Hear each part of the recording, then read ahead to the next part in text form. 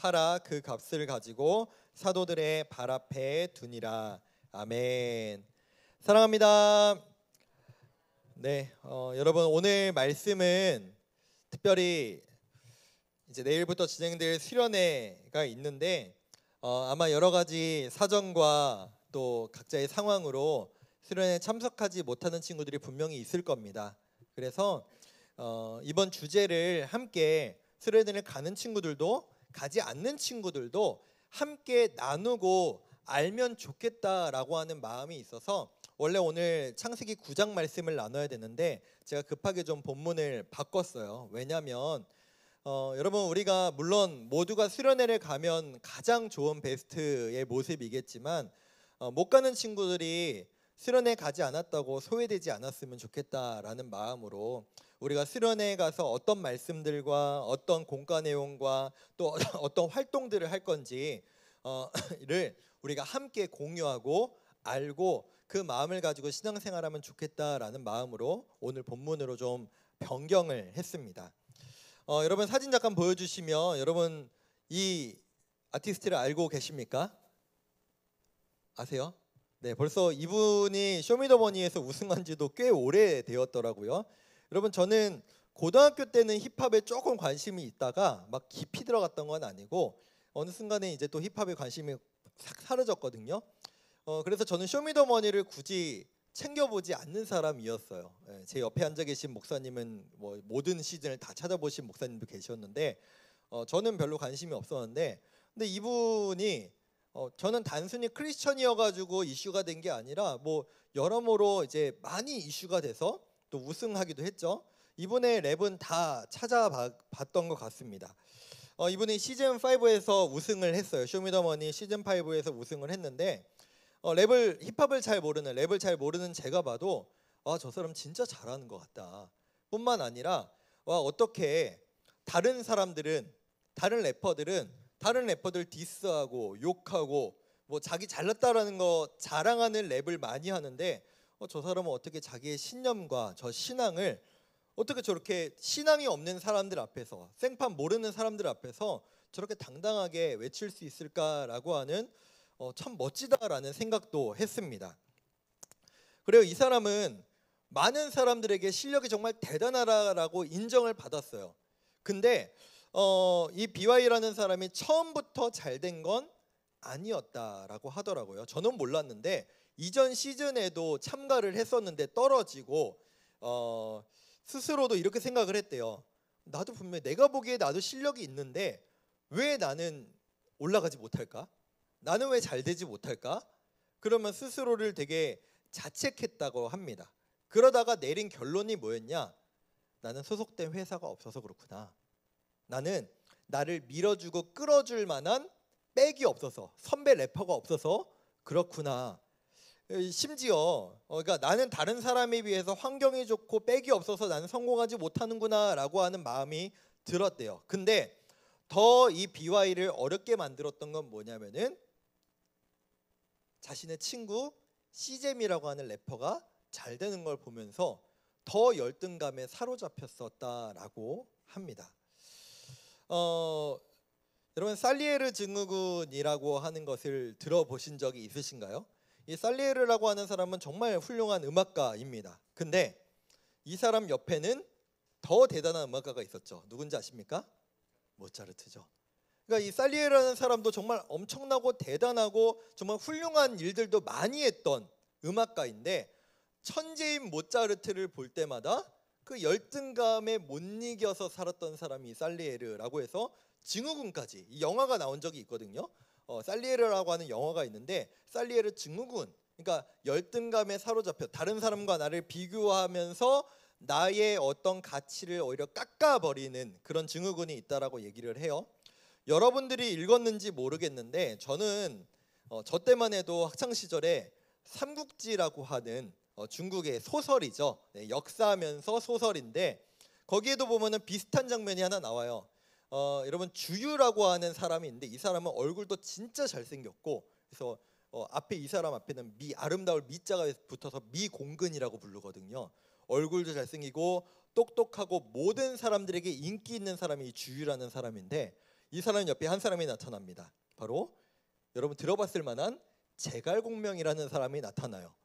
이 주유가 그래서 이 제갈공명을 볼 때마다 열등감, 어떻게도 이길 수가 없는 거예요. 죽이고 싶어도 죽일 수가 없고 지략으로 이기고 싶어도 이길 수가 없는 거예요.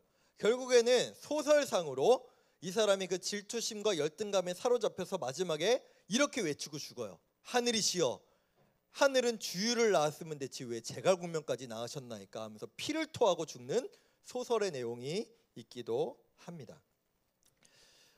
여러분, 우리는 이처럼 누군가를 향한 열등감에 사로잡힐 때가 모두 있습니다. 저도 그런 시기가 있었던 것 같아요. 왜냐하면은 저는 저희 부모님은 아실지 모르실지 모르겠지만 일단 저는 저희 부모님을 진짜 원망했던 때가 있었습니다. 언제였냐면 여러분 같은 이제 중고등 시기보다도 사실은 20대 중반쯤이었던 것 같아요. 저희 가정이 이제 1998년 IMF가 오고 아버지가 사업이 어려워지시면서 원래 저희 집은 되게 잘 살았거든요.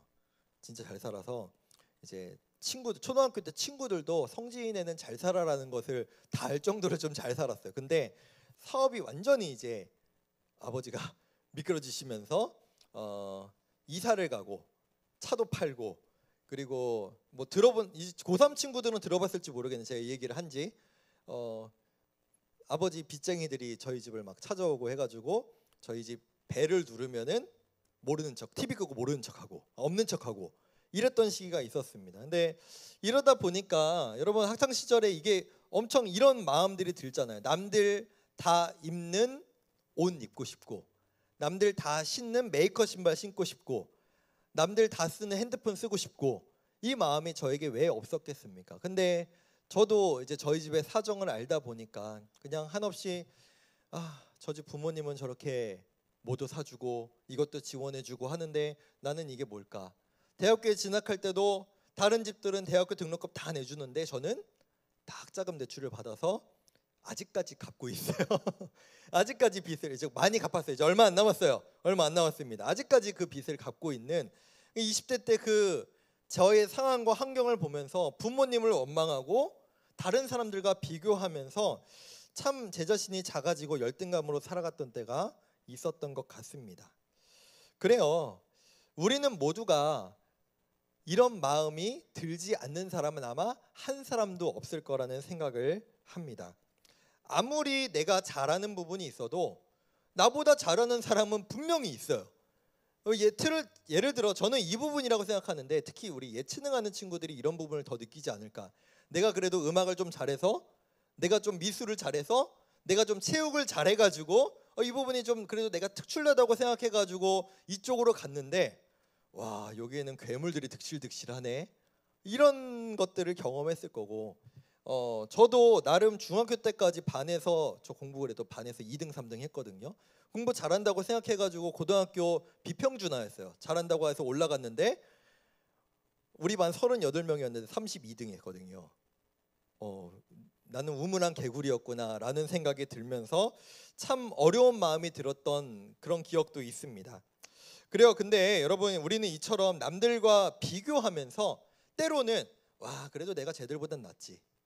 와 쟤들은 어떻게 저렇게 사냐 나는 이렇게 사는데 라는 우월감을 느낄 때도 있고 때로는 남들과 비슷한 부분을 느끼면서 그래 나는 남들과 크게 다르지 않아 나도 남들과 비슷해 라고 하는 안정감을 느낄 때도 있고 때로는 나보다 못한 사람 나보다 잘난 사람들을 보면서 열등감에 사로잡힐 때가 있죠.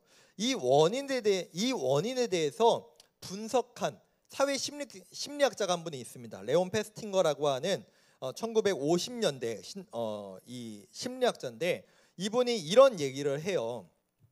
누구나 내가 어떤 존재인지 내가 어떤 가치를 갖고 있는 사람인지를 평가 내리고 싶은데요. 자꾸. 그래서 여러분 연인 사이에도 자꾸 이러잖아요. 오빠 나 사랑해?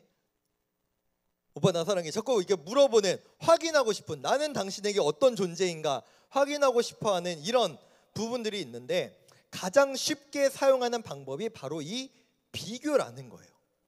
나랑 비슷한 사람, 나보다 못한 사람, 나보다 잘난 사람하고 비교하면서 내 가치를 계속해서 평가내리고 싶어 한다라는 겁니다. 그런데 여러분은 여러분의 스스로에 대해서 나 오성진은, 나 누구는 어떤 사람이야 라고 어떻게 평가하고 가치를, 기준을 내리며 살아가고 계십니까? 여러분, 사실 우리는 이미 하나님 말씀을 통해서 나는 내 가치 평가를 어떻게 해야 하는지, 나는 어떤 사람인지를 하나님께서 알려주셨다라고 하는 말씀을 이미 나눴습니다. 우리 말씀 볼까요?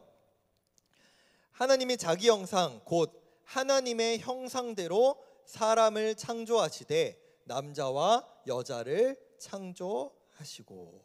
여러분, 이게 우리의 가치입니다.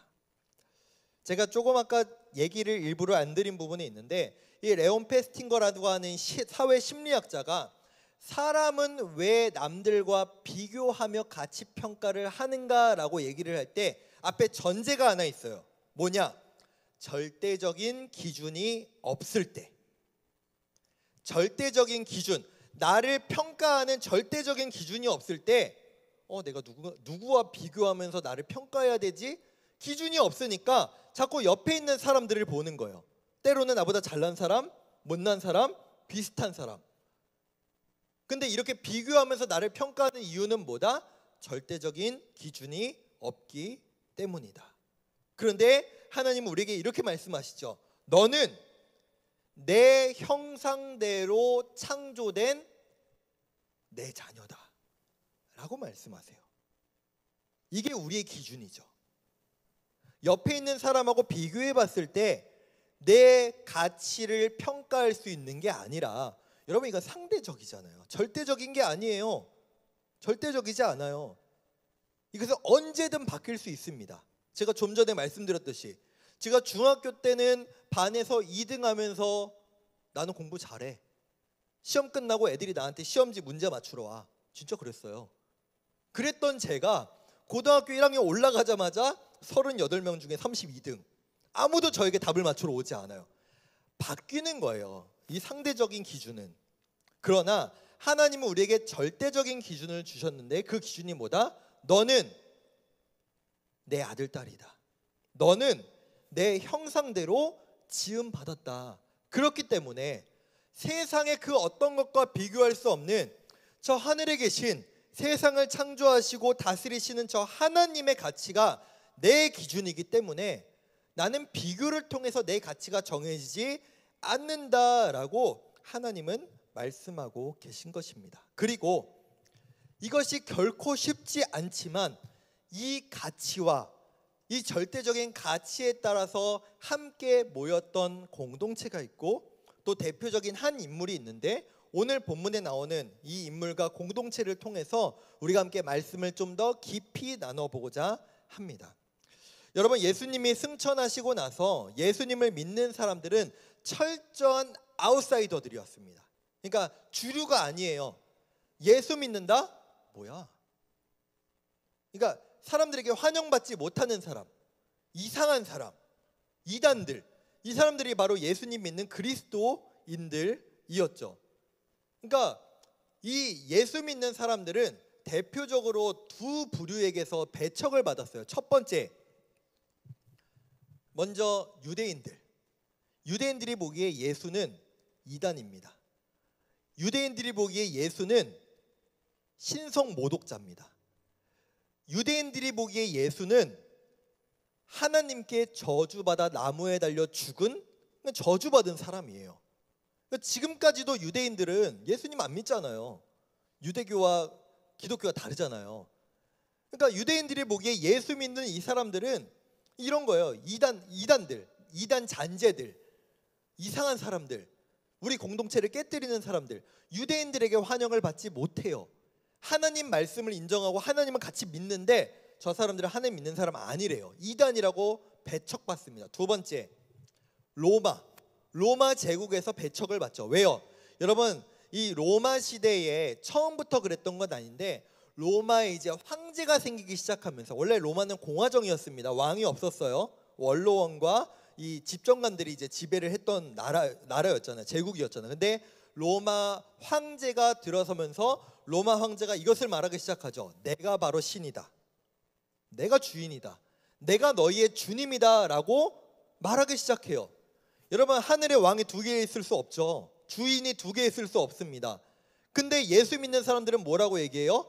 예수님이 나의 주님입니다. 예수님이 나의 왕입니다 라고 얘기하니 로마 제국 입장에서도 이 유대인들은 죽여야 되는 사람, 아니 유대인들이 아니라 그리스도인들은 죽여야 되고 배척해야 되는 사람들이에요. 그러니까 예수 믿는 사람들은 어디를 가든 환영을 받지 못했어요. 심지어 여러분, 로마 제국, 지금 로마 제국은 지금 거의 유럽 전역을 다스리고 있는 상태였습니다. 로마 제국의 인구 비율이 어땠냐? 자유민 25%, 노예 75%. 그러니까 3대 1이에요. 노예가 3배 많아요. 그렇다면 예수님을 믿는 이 공동체에 자유민이 많았을까요? 노예가 많았을까요? 계산이 어렵습니까? 노예가 많았을까요? 자유민이 많았을까요? 노예가 많았겠죠. 노예가 압도적으로 많았습니다. 그러니까 예수님 믿는 이 공동체는 일단 신분이 낮아. 노예들이 모여. 노예들이 대부분이야. 심지어 노예들인데 어디를 가든 환영을 받지 못하는 노예들이에요. 이 사람들이 그리스도인들이었습니다. 여러분 보세요. 노예는 자유민들한테 물건 취급받았어요.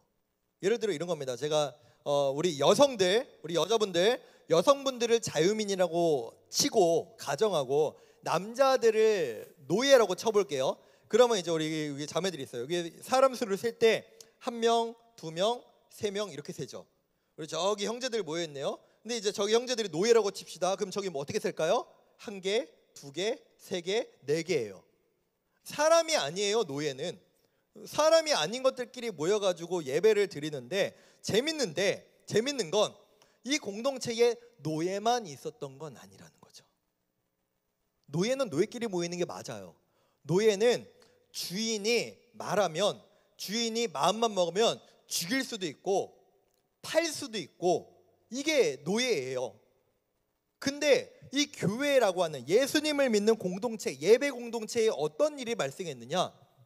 노예는 노예끼리 놀고 자유민은 자유민끼리 놀아야 되는데 이 안에 자유민과 노예가 같이 예배를 드려요. 물론 자유민이 소수였겠죠. 극히 소수였겠죠. 이게 이상한 거예요. 어떻게 저 사람들이 같이 예배를 드리고 같이 뭘 할 수가 있지? 근데 거기에서 끝나지 않는다는 거예요. 더 이상한 일이 생겨요. 우리 32절 말씀도 보겠습니다. 믿는 무리가, 맞아요. 제가 안 바꿨어요. 믿는 무리가 한 마음과 한 뜻이 돼요. 여러분, 어떻게 물건하고 사람이 한 마음과 한 뜻이 돼요? 어떻게 노예와 자유민이 한 마음과 한 뜻이 돼요? 말이 안 되잖아요. 말이 안 돼요. 근데 그 사람들이 한 마음과 한 뜻을 마음만 가진 게 아니에요. 뒤에 보시면 더 충격적인데 모든 물건을 서로 통용하고 자기 재물을 조금이라도 자기 것이라 하는 이가 없더라. 여러분, 자유민이 가진 물건이 많을까요? 노예가 가진 물건이 많을까요? 자유민이 가진 물건이 많겠죠. 노예가 가진 물건이 뭐가 있겠습니까? 여기에 보시면 근데 뭐라고 얘기해요? 자기 물건이 없대요. 즉 사람들이 자기 물건들을 다 가지고 와서 교회 안에서는 내게 없어요. 우리가 수련회 가면은 휴대폰 다 그 휴대폰 가방에다가 이렇게 모으잖아요. 그럼 끝나고 나서 자기 거 찾아가야 돼요. 근데 여기에서 어떤 일이 벌어지냐? 휴대폰을 다 걷어요.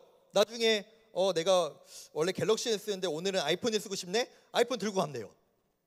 이런 일이 있었다니, 말도 안 되는 일이 있었다라는 거예요. 그러니까 이 교회 안에서 서로 필요하면은 내 거 써. 내가 이게 좀 부족한데 내 거 좀 채워줄 수 있어? 누가 날 줘요. 이런 말도 안 되는 일이 교회 안에 일어났다라는 겁니다. 뿐만 아니라 여기에는 한 가지 더 있어요. 뭐냐? 바로 이방인과 유대인이 함께 있다라는 거예요. 민족이 다른데요. 여러분, 유대인들은요 진짜 양아치들이에요. 죄송하지만 유대인들은요 진짜 여러분 아시잖아요. 그 유대인들은 유럽에서도 환영받지 못했던 사람들이에요. 아시죠? 그 제 세계 2차 세계 대전 때 히틀러가 누구를 그렇게 미워했습니까? 유대인들 미워했잖아요. 과연 히틀러만 유대인을 미워했을까요? 아니요. 전 유럽에 있는 대부분의 사람들이 유대인을 미워했습니다. 유대인은 그런 존재예요. 왜요? 나만 잘났어. 나만 구원받았어. 나만 선택받았어. 나머지는 다 지옥에 떨어질 거야. 다 죽을 거야. 하나님의 선택을 못 받았어 라고 말하는 게 유대인이거든요. 그래서 유대인들은 이방인하고 원래 말도 안 섞어요. 밥도 같이 안 먹어요. 개 취급, 짐승 취급한 게 유대인입니다. 근데 그런 유대인과 이방인이 함께 모여있던 교회가 바로 이 교회였다. 이게 어떻게 여러분 가능할 수 있을까요? 계급이 달라요. 민족이 달라요. 소유가 달라요. 근데 하나가 돼요. 한 마음과 한 뜻이 되어서 함께 신앙생활 할 수 있었던 것은 바로 그들의 믿음 때문이었어요. 바로 하나님이 주신 말씀 때문이었다라는 거예요. 즉 계급이 자유민이든 노예이든 민족이 유대인이든 그 외에 헬라인이나 로마 사람이나 다른 이방인이든 돈이 많든 적든 능력이 많든 적든 서로를 비교하며 내가 너보다 우월해, 나는 너보다 열등해, 나는 너와 비슷해 라고 말하는 게 아니라 우리는 모두가 계급은 달라도 소유는 달라도 민족은 달라도 하나님의 형상으로 지음받은 다 똑같이 귀하고 소중한 하나님의 자녀들이다 라고 하는 그 가치, 절대적인 가치를 가지고 모이고 함께 나누고 신앙생활했던 공동체가 바로 이 교회였다라는 겁니다. 그리고 그 가운데 가장 앞장섰던 사람이 바로 누구냐? 요셉이라고 하는 사람인데요. 성경에는 요셉이라는 사람이 너무 많이 등장하기 때문에 이 사람에 대해서는 요셉이라기보다는 이렇게 닉네임을 사용하기 시작했는데 한번 우리 36절 37절 보겠습니다. 그브로에서 난 레위족 사람이 있으니 이름은 요셉이라. 사도들이 일컬어 바나바라. 번역하면 위로의 아들이라 하니 그가 밭이 있음에 팔아 그 값을 가지고 사도들의 발 앞에 두니라. 이 요셉이라는 사람을 향해서 사람들이 뭐라고 부르기 시작했냐면은 너는 바나바야. 근데 이 바나바의 이름의 뜻이 뭐라고요? 위로의 아들. 영어로 따지면은 son of encouragement예요. 그러니까 이 사람은 평소에도 막 주변 사람들을 위로하고 격려하고 응원하고 높여주기를 잘했던 사람이었던 것 같아요. 그러니까 얼마나 그 부분에 있어서 뛰어난, 그러니까 그 부분이 얼마나 일상에서 잘 드러난 사람이었으면 이 사람의 이름을 부르기보다 너는 위로의 아들 바나바야 라고 불렀다라는 겁니다. 그러니까 바나바를 비롯한 하나님의 말씀을 가지고 나를 적용하고 하나님의 말씀의 그 절대적인 가치를 가지고 다른 사람들을 바라보고 함께 신앙생활 할 때 이처럼 아름다운 모습들이, 이 교회의 모습들이 보여질 수 있었다라는 겁니다. 사랑하는 고등부 여러분, 우리는 과연 이 초대교회의 모습을 회복할 수 있을까요? 우리는 정말 이 모습대로 한 공동체를 만들 수 있을까요? 우리는 이처럼 남들과 나를 비교하지 않고 하나님의 절대적인 가치를 가지고 평가하고 살아갈 수 있을까요? 아니요. 우리는 절대 그렇게 살아가지 못할 겁니다. 그러나 우리가 여러분 꼭 기억했으면 좋겠습니다. 우리가 결국에는 남들과 비교하며 나를 평가하고 남을 평가하는 것은 나에게 긍정적인 삶을 절대 허락하지 못할 것이라는 겁니다. 왜죠? 여러분, 내가 남들보다 잘났어요. 분명 그런 사람들이 있겠죠? 우월감이 들 수 있죠. 근데 여러분, 우월감이 나쁜 건 아니지만, 내 자존감이 높은 게 나쁜 건 아니지만, 거기에서 우리에게 쉽게 틈탈 수 있는 마음이 있는데 바로 교만이죠. 하나님의 가장 싫어하시는 것. 이 교만이 틈타면 하나님께서 왜 가장 싫어하시느냐? 결국 여기까지 가거든요. 내가 잘났는데 왜 하나님이 필요해? 내가 이렇게 뛰어난데 하나님이 내 인생에 무슨 필요가 있어? 라고 하는 하나님이 가장 싫어하는 교만으로 갈 수 있기 때문이죠. 반대로 열등감. 여러분, 열등감과 패배감은 사단이 우리에게 가장 심어주기 좋아하는 마음입니다. 나는 안 될 거야. 어디까지 가는지 아세요? 하나님은 나 같은 것 사랑하지도 않으실 거야. 하나님은 나 같은 것 구원해 주시 않으실 거야 라고 하는 부분까지 사단은 우리를 이끌어 간다라는 거죠.